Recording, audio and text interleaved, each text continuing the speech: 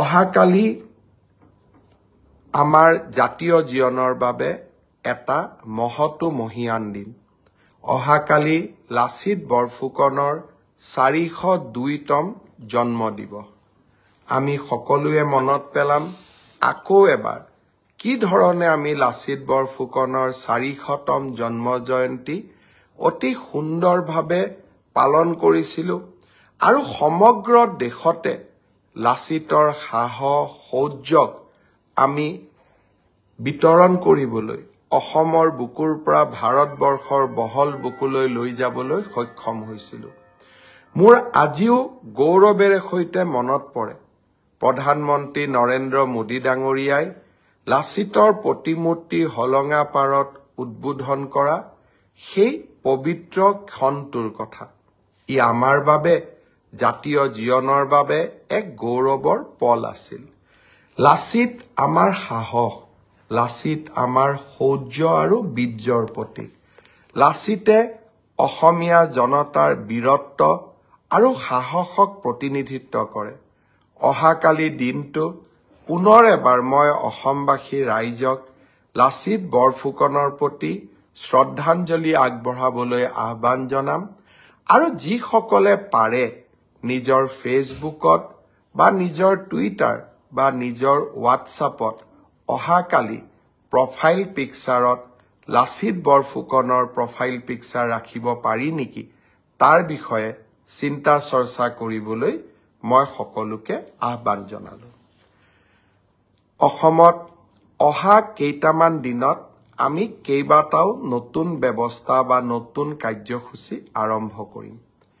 10 ডিসেম্বৰৰ পৰা 20 ডিসেম্বৰৰ ভিতৰত 10টা দিনত আমি 5টা কাৰ্যসূচী ৰূপায়ণ কৰিম পোনপ্ৰথমে বিগত বানপানীত যিসকল লোক ভীষণভাৱে ক্ষতিগ্ৰস্ত হৈছিল তেওঁলোকক আমি সাহায্যসমূহ বিতৰণ কৰিম তাৰ পিছতেই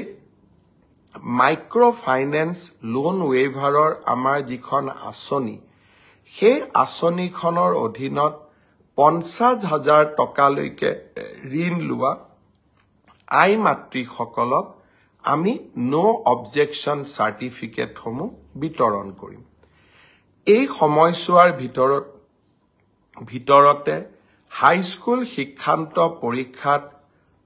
ডিষ্টিংশন সৈতে পাছ কৰা ছাত্ৰ ছাত্ৰীসকলক আনন্দৰাম বৰুৱা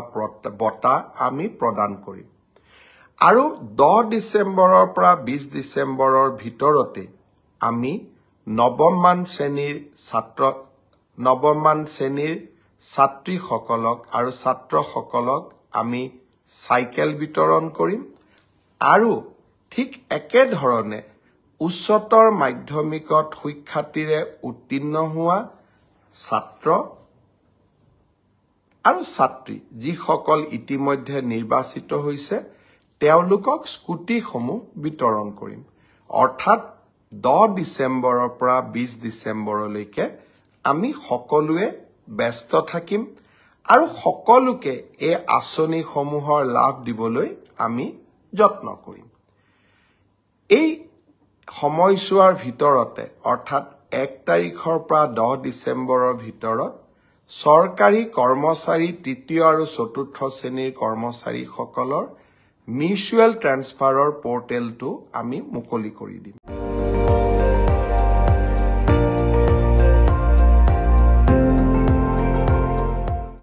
আপুনি চাই আছে ND24